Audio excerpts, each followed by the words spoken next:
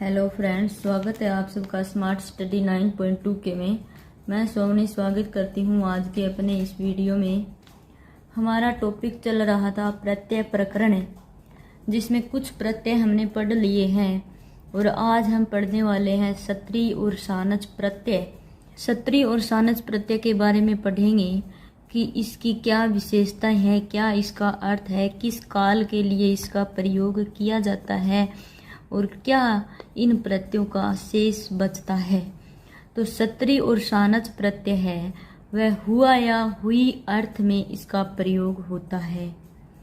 वर्तमान कालिक अर्थ प्रदान करते हैं, यानी सत्री और सानच प्रत्यय जिन शब्दों के धातुओं के पीछे जुड़ जाते हैं वो शब्द वर्तमान कालिक अर्थ प्रदान करते हैं। एक सूत्र है लंट सत्री सानच अव प्रथमा असमान अधिकरणे, यानी वर्तमान काल में लट लकार का प्रयोग किया जाता है, लेकिन लट लकार के स्थान पर सत्री और सानच का प्रयोग भी कर सकते हैं। तव सत्य, इन प्रत्ययों की इस सूत्र से सत्य संज्ञा होती है। ये क्वेश्चन एग्जाम में आया हुआ भी है कि सत्य संज्ञा किन प्रत्ययों की होती है। तो किन प्रत्ययों की होती है, सत्य संज्ञा है वो सत्री और सानच प्रत्ययों की होती है। और ये क्वेश्चन भी आ जाता है कई बार कि सत्री और सानच प्रत्यय किस काल का अर्थ प्रदान करते हैं या वर्तमान कालिक प्रत्यय कौन से हैं। तो सत्री और सानच प्रत्यय है। सत्री प्रत्यय है वो कर्तृवाच्य में होता है और प्रश्नेपदी धातुओं के पीछे सत्री प्रत्यय का प्रयोग किया जाता है और आत्मनेपदी धातुओं के पीछे सानच प्रत्यय का प्रयोग होता है। और सानच प्रत्यय है वो कर्मवाच्य, भाववाच्य और कर्तृवाच्य तीनों में ही प्रयोग किया जाता है, प्रयोग होता है। सत्री का स का लोप हो जाता है और री की इत संज्ञा हो जाती है और अत शेष बचता है। इनके रूप है वो तीनों लिंगों में चलते हैं, पुल्लिंग में भी चलते हैं, स्त्रीलिंग में भी और नपुंसकलिंग में भी। सानच प्रत्यय का आन शेष बचता है, स और च का लोप हो जाता है। सत्री प्रत्यांत शब्द है वो विशेषण शब्द बनते हैं। शुरुआत में मैंने आपको बताया था कि कृत प्रत्यय जिन धातुओं के पीछे जुड़ते हैं वो धातुएं क्या बन जाती है, संज्ञा, विशेषण या अव्यय बन जाती है, न कि क्रियापद। यानी कृत प्रत्यय धातुओं के पीछे जुड़ते हैं फिर भी उनसे क्रियापद नहीं बनते, संज्ञा, विशेषण और अव्यय बनते हैं। तो कुछ प्रत्यय हैं जो विशेषण बन जाते हैं, कुछ प्रत्यय ऐसे हैं जो अव्यय बन जाते हैं और कुछ प्रत्यय हैं जो संज्ञा बन जाते हैं। तो सत्री और सानच प्रत्यय है वो विशेषण बन जाते हैं। इन सामान्य बातों का एक चार्ट मैं आपको अलग से बना दूंगी जिससे हमें याद करने में आसानी रहेगी।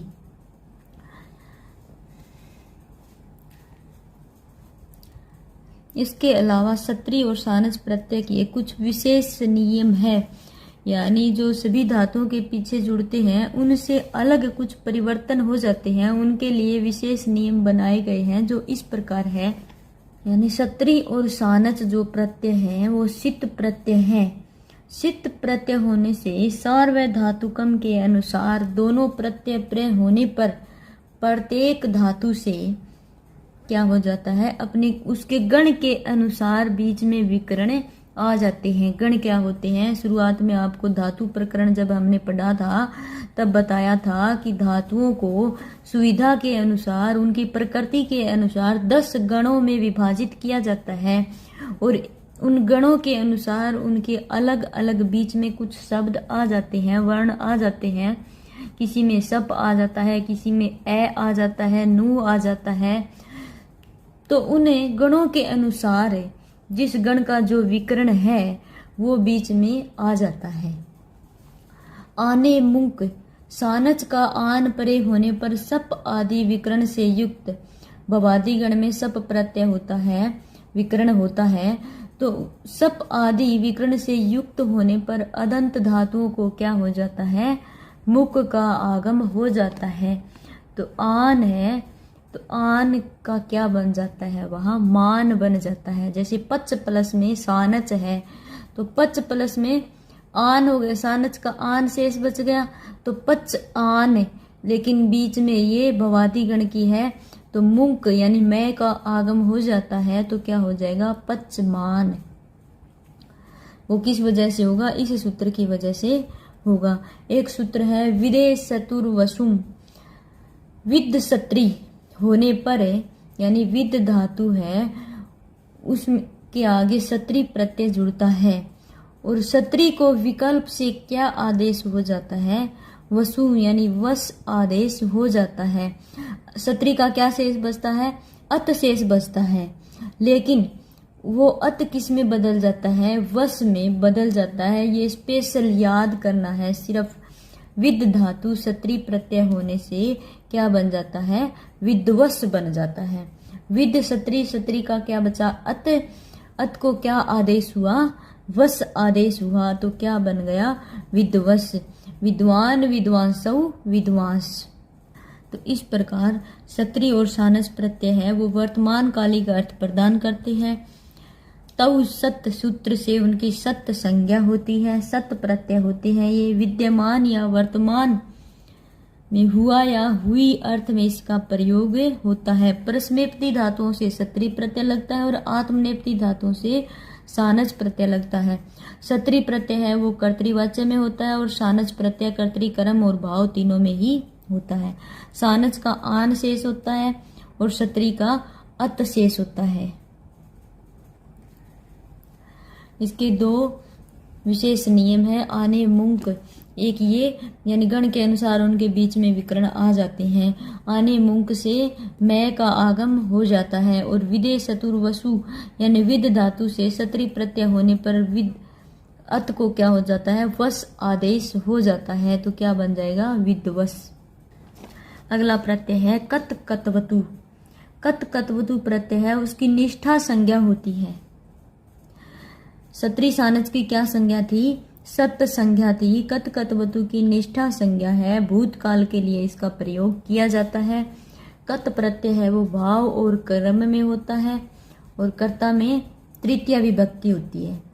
तो ये हमें समझने की बात है, दिमाग में रखने की बात है कि कत प्रत्यय है वो भाववाच्य और कर्मवाच्य में होता है, तो कर्ता में तृतीया विभक्ति होना स्वाभाविक ही है। क्यों है, क्योंकि भाववाच्य और कर्मवाच्य में के कर्ता में हमेशा ही तृतीया विभक्ति होती है। तो इसको हमें अलग से रटने की जरूरत नहीं है, वाच्य पढ़ेंगे तो और विस्तार से पढ़ेंगे। यानी भाववाच्य और कर्मवाच्य में कर्ता में हमेशा ही क्या होता है, तृतीया विभक्ति होती है। कतवतु प्रत्यय है वो कर्ता अर्थ में होता है। कत का तय शेष बचता है और कतवतु का तवत शेष बचता है। तीनों लिंगों में ही इसके रूप चलते हैं। कत प्रत्यय से बनी क्रिया सदैव कर्ता के लिंग और वचन के अनुसार आती है। यहाँ सेठ धातुओं में इट का आगम होता है। सत्री और सानस में क्या था, गण के अनुसार विकरण का आगम हो रहा था, लेकिन यहाँ ई का आगम होता है। धातु को गुण या वृद्धि नहीं होती, क्या होता है, संप्रसारण होता है। धातु को गुण या वृद्धि न होकर क्या होता है, संप्रसारण। संप्रसारण क्या होता है कि यण संधि का उल्टा। यण संधि में क्या होता है, इक के स्थान पर यण होता है। ई का य, ऊ का व, री का र और लरी का ल होता है, लेकिन यहाँ क्या है, उल्टा कर दिया। य को ई, व को ऊ, र को री और ल को लरी हो जाता है। सूत्र क्या है इसका, इक यण संप्रसारण। ये कत और कतवतु प्रत्यय की सामान्य विशेषताएं थी, लेकिन कत और कतवतु प्रत्यय के कुछ विशेष नियम हैं जिनको हमें अलग से रटना होगा। जैसे छिद्द प्लस में कत धातु है, तो छिद्द प्लस में कत धातु का क्या बन जाएगा, यहाँ छिन्न बन जाएगा। तो ये छिन्न कैसे बना, इनके लिए विशेष सूत्रों की व्यवस्था की गई है और उन सूत्रों को हमें सिर्फ रटना ही होगा। अधो जगदी गल्याप्ति किटी, अध के स्थान पर जगद आदेश हो जाता है। ये मैं आपको बता रही हूँ सिर्फ कि हमें समझ में आ जाए कि ये यहाँ हुआ कैसे, किस वजह से हुआ, इस सूत्र की वजह से हुआ। अध के स्थान पर जगद आदेश हो जाता है। अध प्लस में कत धातु कत प्रत्यय है तो क्या बन जाएगा? जगधय, जगधा, जगधम पुल्लिंग में, स्त्रीलिंग में और नपुंसकलिंग में। अध प्लस में कतवतु तो क्या हो जाएगा? जगदवान, जगदवती, जगदवत। इसी प्रकार ये सूत्र है। पचो व पच धातु से निष्ठा के तयकार के स्थान पर क्या हो जाता है? वैकार। निष्ठा क्या है? कत और कतवतु प्रत्यय है, उसके तय शेष बचता है तो उस तय के स्थान पर क्या बन जाता है? वै बन जाता है। पच कत का क्या होगा? पक्वै, पक्वा, पक्वम। पच कतवतु पक्ववान, पक्ववती, पक्ववत। यानी इस तय के स्थान पर क्या बन जाता है? वै बन जाता है। पचो वै पच धातु से कत प्रत्यय या कतवतु प्रत्यय के तय के स्थान पर क्या हो जाता है? वै आदेश हो जाता है। तो इस प्रकार इन नियमों को हमें स्पेशल रूप से रटना ही होगा। और जो प्रत्यय हैं उनमें सिर्फ 1-2 ही नियम ऐसे हैं, लेकिन कत और कतवतु प्रत्यय हैं उसमें लगभग 15 से 16 नियम, 16 सूत्र हैं जिनको हमें रटना है। अगला सूत्र है रदाभ्याम निष्ठा न पूर्वस्य च द। रदाभ्याम यानी र और द प्लस में निष्ठा यानी कत और कतवतु प्रत्यय। निष्ठा किसे कहते हैं? कत और कतवतु प्रत्यय को याद रखना, ये भी आया हुआ है क्वेश्चन एग्जाम में। र और द प्लस में कत कतवतु प्रत्यय है तो उस र और द का क्या बन जाता है? न बन जाता है। छिद प्लस में कत तो यहाँ तय का क्या बन गया? न बन गया। इसमें संधि भी साथ साथ चलती रहती है तो यहाँ ये न तो नहीं है लेकिन न बन गया। क्यों? क्योंकि इसकी वजह से ये अपने सवर्ण पर सवर्ण हो गया। छिद प्लस में कत तय का क्या बन जाता है? या न बन जाता है। और यहाँ द है, इसी तय वर्ग का द है तो ये अपने ही 5वें वर्ण में बदल जाता है तो क्या हो गया? छिन्न, छिन्ना, छिन्नम। श्री प्लस में कत शिर्ण, शिरणा, शिरणम। भिद प्लस में कत क्या हो गया? भिन्न, भिन्ना, भिन्नम। यहाँ हमें कहीं भी कत प्रत्यय दिखाई नहीं दे रहा है, लेकिन फिर भी हमें इसमें कौन सा प्रत्यय है? कत प्रत्यय है। ये बात हमें याद रखनी है। आगे है सुसक। सुसक सुस धातु से प्रे निष्ठा के तय को क्या हो जाता है? क आदेश हो जाता है। सुस धातु है और कत प्रत्यय है तो इस तय को क्या बन जाता है? क बन जाता है। किस सूत्र से? इस सूत्र से। तो क्या हो जाएगा? शुष्क। अगला सूत्र है छायो मैं। छई धातु से प्रे निष्ठा के तय को क्या आदेश हो जाता है? मैं आदेश हो जाता है। छई प्लस में कत क्या होगा? यहाँ छा मैं तय को क्या बन गया? मैं बन गया। ऐ को आ आदेश हो जाता है। ऋणम अधमरणे यहाँ क्या हो जाता है? कत प्रत्यय को न हो जाता है। ऋण ऋणा ऋणम इसके दोनों रूप चलेंगे। ऋत ऋता ऋतम। ऋण ऋणा ऋणम ऋत ऋता ऋतम। अगला है पुंगश्च।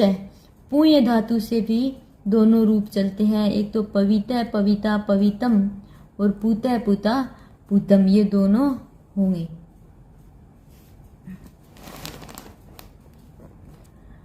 लुभो विमोहने। लुभ धातु से कत प्रत्यय होने पर भी 2 रूप चलते हैं। लुभित लुभिता लुभितम, लुब्ध लुब्धा लुब्धम, ये दोनों हैं तो दोनों ही सही हैं।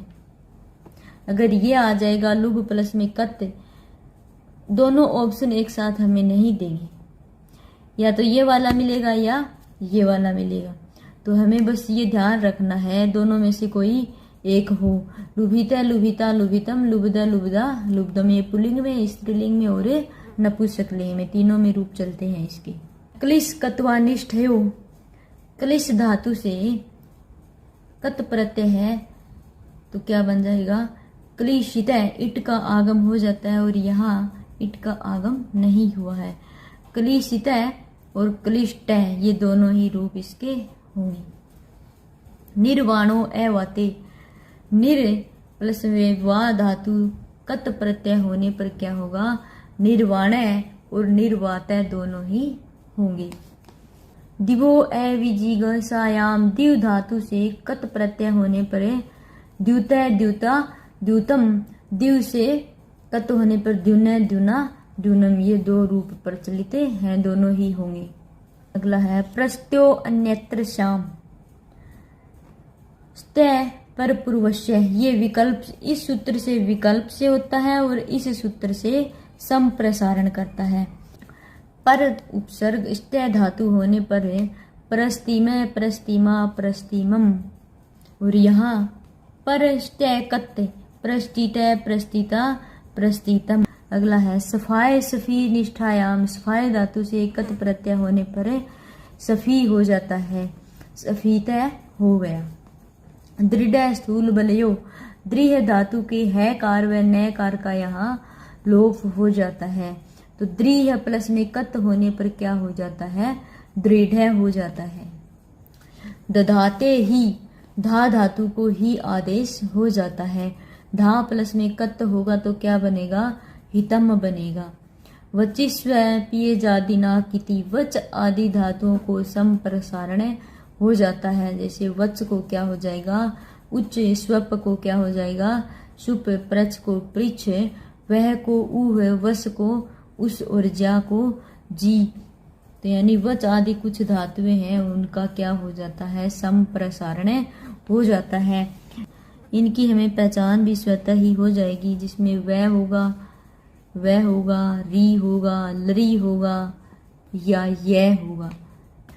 अगला प्रत्यय है कत्वा और लेप प्रत्यय, जो उत्तर कृदंत में आते हैं, पूर्वकालिक क्रियावाचक होते हैं, यानी भूतकाल का अर्थ प्रदान करते हैं। कत्वा और लेप प्रत्यय दोनों प्रत्यय अव्ययार्थक यानी अव्यय अर्थ प्रदान करते हैं, यानी कत्वा और लेप प्रत्यय जिन धातुओं के पीछे जुड़ते हैं वो अव्यय का अर्थ प्रदान करते हैं।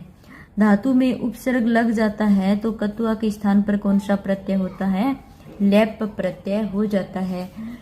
हमने प्रत्यय पढ़े थे यत, ण्यत और कैप, तीनों में यह शेष रहता है और तीनों की अलग अलग विशेषताएं मैंने बता भी दी है।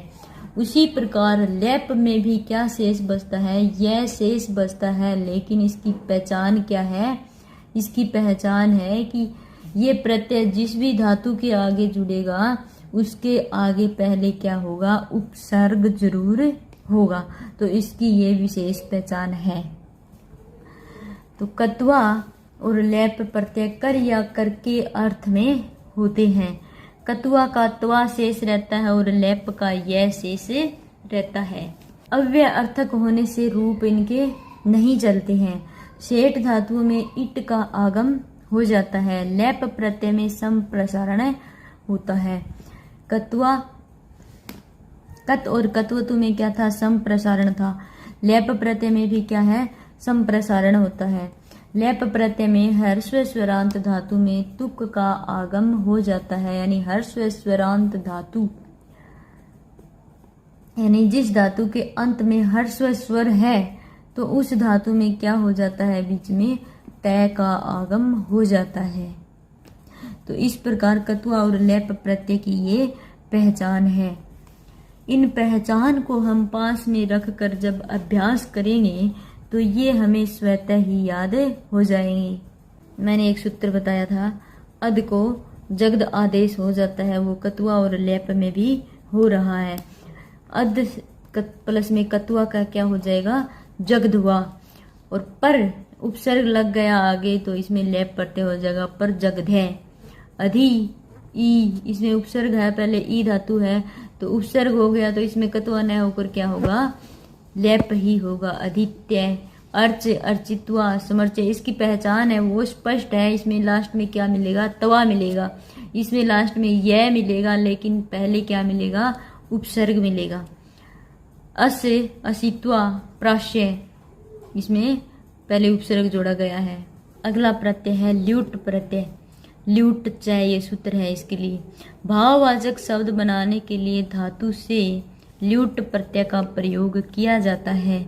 ल्यूट प्रत्यय का यू शेष रहता है और यू आर ना को सूत्र से पीछे मैंने बताया था। अणुवुल प्रत्यय में भी आपको यू और वू को क्रमशः अन और अक आदेश हो जाता है। नवुल प्रत्यय में अक हुआ और यहाँ यू को क्या हो जाता है, अन्न अक, तो यू को क्या हो गया, अन्न आदेश हो जाता है। भावे ल्युडंत यानी ल्युट प्रत्यांत शब्द नित्य क्या होते हैं, नपुंसक लिंग में ही होते हैं।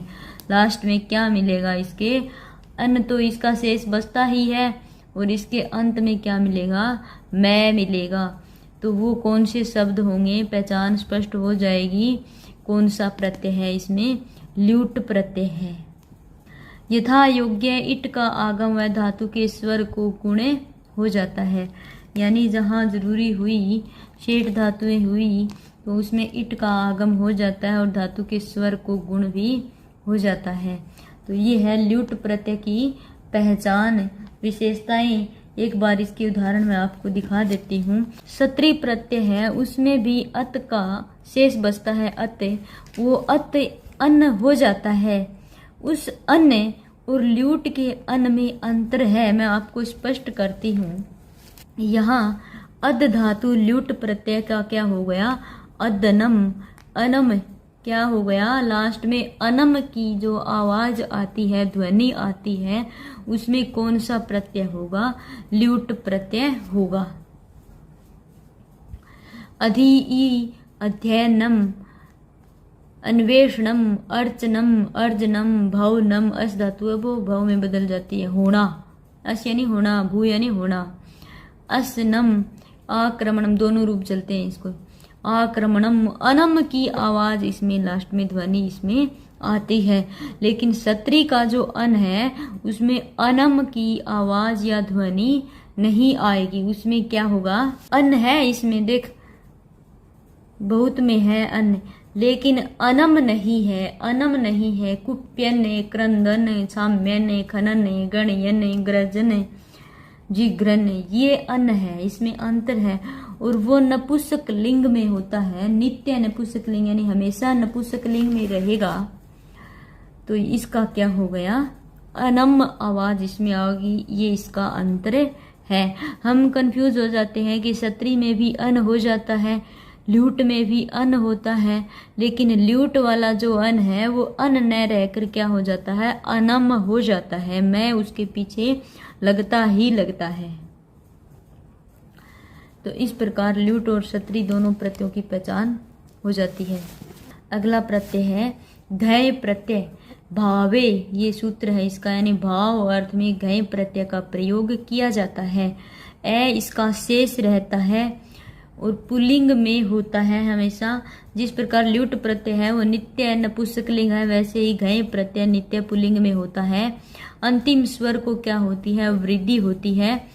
उपदा के स्वर को क्या हो जाता है, गुण हो जाता है। ये मनोज मिश्रा जो सर हैं परिश्रम कोचिंग वाले, वो कहते हैं अंतिम स्वर को गुण होता है, लेकिन मैंने तो पढ़ा है अंतिम स्वर को वृद्धि और उपदा के स्वर को भी गुण ही वृद्धि ही होती है। घय में कुछ विकल्प धातुएं हैं। उपसर्गस्य घई से उपसर्गों को विकल्प से क्या हो जाता है, दीर्घ हो जाता है। यानी घय प्रत्यय जुड़ता है, उस धातु में कई बार उपसर्ग होते हैं तो वो उपसर्ग क्या हो जाते हैं, दीर्घ हो जाते हैं। यहाँ प्रति हर्स्व है, लेकिन हरि धातु आगे प्रति और पीछे घय प्रत्यय है, तो इस प्रति का क्या हो जाएगा, हार है। घय प्रत्यय का ए शेष बचता है, लास्ट में ध्वनि किसकी होगी, ए की होगी, राम है। ये सब क्या है, घय प्रत्यय से युक्त है। जिसमें ए की आवाज आए, ध्वनि आए, वो कौन सा प्रत्यय होता है, घय प्रत्यय होता है। राम है, भाव है, का है, ये सब क्या है, घय प्रत्यय है। मैं अंत वाली कुछ धातुएं हैं उनको वृद्धि नहीं होती। सम से समय, यहाँ सामय नहीं होगा, सम से क्या हो गया, समय ही रहेगा। गम से क्या होगा, गमय ही रहेगा। जैसे रम धातु प्लस में गय प्रत्यय होगा तो उसका वृद्धि होकर क्या हो जाता है, रामय हो जाता है। लेकिन मैं अंत वाली कुछ धातु हैं उनको वृद्धि नहीं होगी। गय प्रत्यय के उदाहरण मैं आपको दिखा देती हूँ एक बार। अधि प्लस में ई, अध्याय, अभिलाषय, अवतारय, अवलेह, भावय, आक्षेपय, आगमय, आदर्श, ये सब क्या है, एह की ध्वनि लास्ट में इसके आ रही है। तो ये कौन सा प्रत्यय होगा, घय प्रत्यय होगा। घय प्रत्यय में घय और ई दोनों की क्या हो जाती है, इत संज्ञा हो जाती है, लोप हो जाता है और ए मात्र शेष बचता है। ए को जब हम विभक्ति प्रत्यय आदि लगाएंगे तो ए हो जाता है, यानी उसके पीछे विसर्ग आ जाते हैं। अगला और लास्ट प्रत्यय है कृत प्रत्ययों में तुमुन प्रत्यय। कृत प्रत्यय है वो सभी प्रत्यय हमने पढ़ लिए हैं। तुमुन क्रियायाम क्रियायार्थम, यानी किसी क्रिया की सिद्धि के लिए जब दूसरी क्रिया की जाती है तो पहली क्रिया की क्रियार्थी क्रिया कहलाती है दूसरी क्रिया। तो उसमें कौन सा प्रत्यय होता है, तुमुन प्रत्यय होता है। तुमुन प्रत्यांत शब्द है वो अव्यय संज्ञा जिसकी होती है, भविष्य काल में होता है इसका प्रयोग, और तुमुन का तुम शेष बचता है, उ और न की इत संज्ञा हो जाती है। जो किसी धातु के पीछे जुड़ेंगे तो इनकी स्पष्ट पहचान हो जाएगी। पठी, तुम, ये सब क्या है, तुमुन प्रत्यांत है। अतुम, अधे तुम, भवि तुम, आप तुम, लास्ट में किसकी ध्वनि आती है, तुम की आती है। एकदम सरल प्रत्यय है। तो इस प्रकार कृत प्रत्ययों का अध्ययन हमने अच्छी प्रकार से कर लिया है। इससे संबंधित कोई क्वेश्चन हो तो कमेंट बॉक्स में जरूर पूछें। धन्यवाद।